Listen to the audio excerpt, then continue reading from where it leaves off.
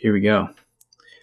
My name's Dustin Cook. I created this YouTube channel for some school projects that I was completing in Bible college. There's a sermon on here, a song based off of Isaiah 12 for a class that I took. And I've had a lot of time to think lately as I currently work by myself doing renovations for a company in Cambridge called Stand Up Maintenance and Home Improvement. And as I said, I've had a lot of time to think. I recently resigned from my other job as a youth director at a church for, I was approximately there for 1.5 to 2 years as they were in transition. And it was a difficult time for everybody going through all their various shifts. And for myself, I struggled with not having quote unquote direct leadership because everybody was focused on other things. I did have some very key people that were instrumental in building into me and my leadership there at the church, which I greatly appreciate. And I just wanted to talk about a sanctuary. And it just has resonated with me lately because at my job as being a youth director, youth pastor, I was creating opportunity for spiritual growth for the youth, for young adults, for parents that I talk to. But for myself, I was just constantly getting drained, and my spirit felt drained. I was burnt out, you could say. I was juggling too many things. Like, I was a full-time student, 5 classes, 6 classes, working casually for doing home renovations, and then doing 20 hours a week as a youth pastor, along with all the homework and everything else that comes with that. But most of all, I was a husband and and now a father, and it created a lot of chaos, and there wasn't very much time to think or ponder or ask God if I'm doing this for the right reasons. And in not a prideful way at all, I believe I would excel in a lot of areas that I would be placed in. But does that mean I should continue to do it? And that's a question that my wife and I talk about frequently as of late, that, yes, we may have the gifting and wisdom and discernment to do an awesome, stellar job at something, say for myself as a youth pastor, youth and family pastor, something like that, or even working in community services with youth or families. I believe I'd thrive in that area.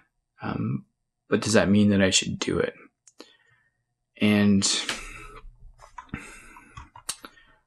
for myself as a Christian, as a believer, as a follower of Jesus, this time that I've had to work by myself doing home renovations, working with my hands, giving myself a mental break from working in the church, it's been a great time for personal growth. For my wife to say, you have a smile on your face, you're happy, you don't look like you're drained or carrying on a conversation at home when you're supposed to be at home, feels really great. It's really good. And we've conquered a lot of burdens that we were carrying. We spent a lot of time as a family throughout this summer, with our son Emmett being born in January, pre-COVID. We had the time, as I was laid off from the church as well, to grow as a family, learn on the fly as parents.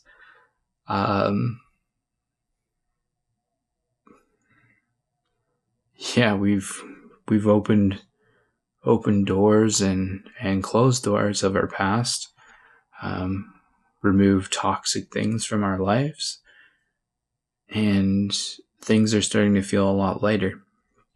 But that doesn't mean that we've stopped digging in or encouraging each other or trying to encourage our friends that we can't see, but through phone calls or encouraging texts or trying to find the time to call with a now 1-year-old running around the house.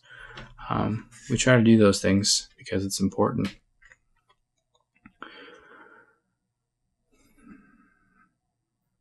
And back to the sanctuary.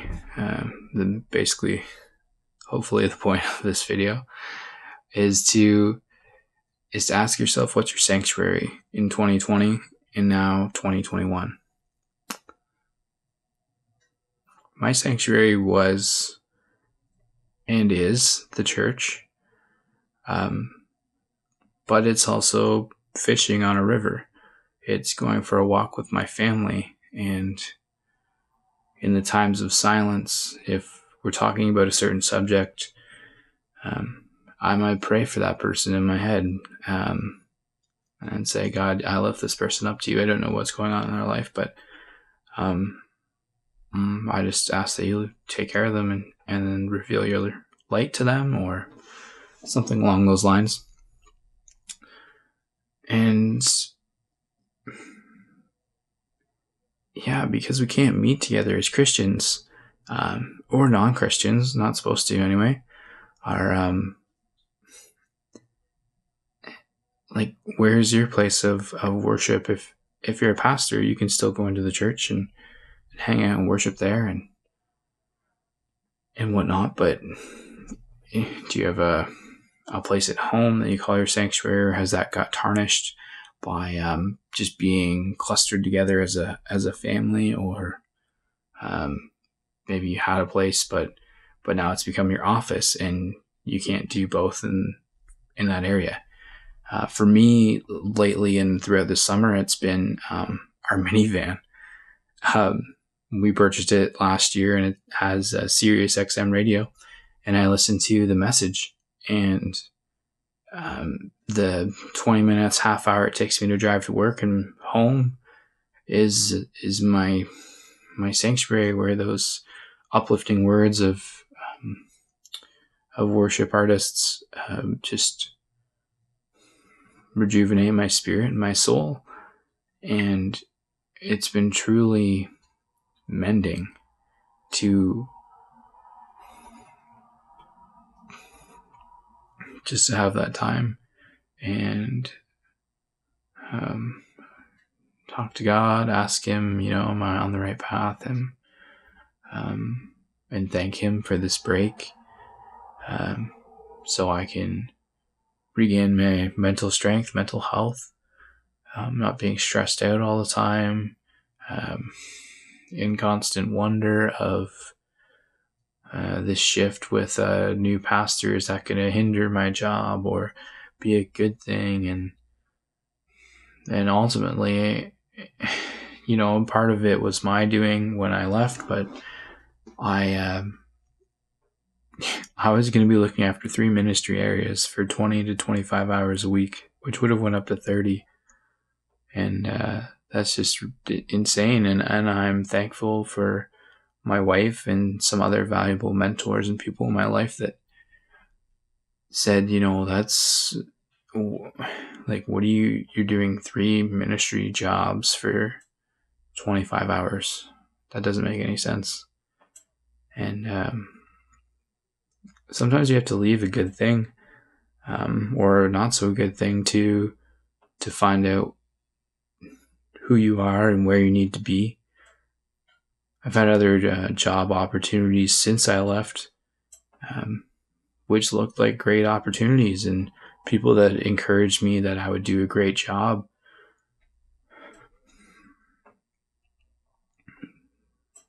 But it just isn't the right time. And ultimately leaving has encouraged me in other ways. I've regained my creativity that I felt like I lost. I've,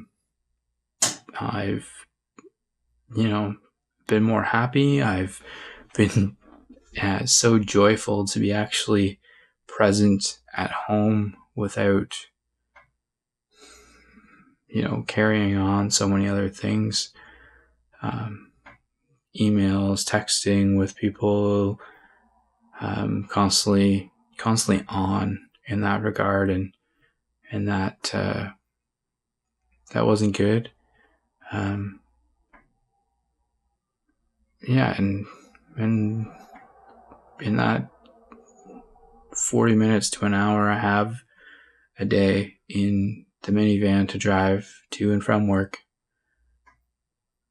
listening to that Christian music, that uplifting, encouraging word, listen to podcasts sometimes of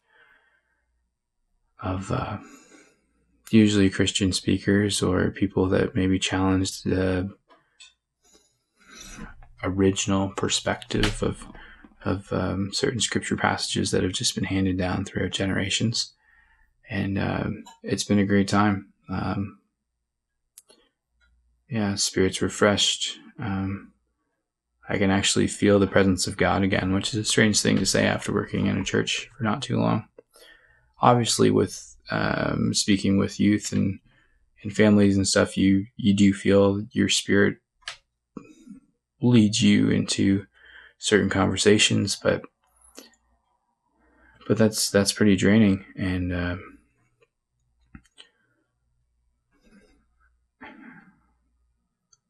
sanctuary. So what's your sanctuary been in 2020, now 2021? What's your sanctuary going to look like? COVID doesn't look like it's going to let up. And restrictions here in Ontario, at least, are looking like they're going to keep going and getting more stuff added up and added on. So what do we do? Do you go out to your minivan, your car, truck, maybe on your skidoo? I don't know. And do you just spend time with God? Do you take a break? Do you give yourself that time to rest? Are you in the right place? Maybe this is a time to question if you're in the right place, in the right calling or area of your life. Maybe you have some questions that need to be answered. Maybe you just need to go seek out a counselor to talk to be like, I am struggling at home and need a safe place to journal or debrief with a friend or something. And I just want to challenge you to think about, where is your sanctuary? Where do you get rejuvenated, filled up, whatever phrase you want to use? Because you're loved by God, you're loved by so many people. And if you're not a Christian watching this video, I just want you to know that there's people praying for you out there that you have no idea. And people make bad names for the church, the Christians as a whole, and we're all broken, we're all hurting, we're all searching for something. And I know that there's a God. I'll maybe get into it in another video of my personal testimony of meeting Jesus, but I want you to know that you're loved. And from my shirt that I'm wearing, Jesus is bigger than Sunday. That's for sure. Anyway, that's all for now. See you later.